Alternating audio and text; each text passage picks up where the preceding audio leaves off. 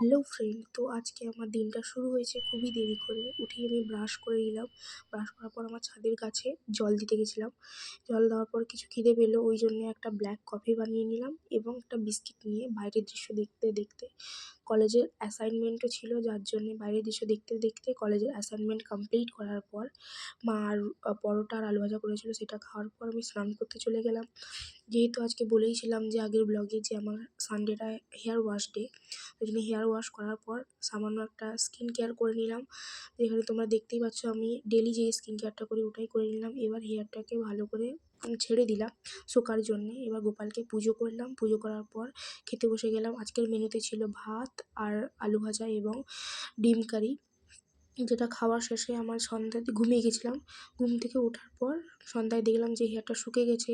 Serum নিয়ে হেয়ারটাকে ভালো করে মেখে চিরুনি হেয়ারটাকে ভালো করে ডিট্যাঙ্গেল করে নিলাম এবং চুলটাকে একটু সামান্য বেঁধেই নিলাম। এবার মা পাস্তা করেছিল, পাস্তা খেলাম সন্ধ্যার সময়। আর রাতে খিদে লাগেনি, যার জন্য ব্রেড করলাম এবং সামান্য স্কিন কেয়ার করলাম, দিয়ে ঘুমিয়ে গেলাম। বাই।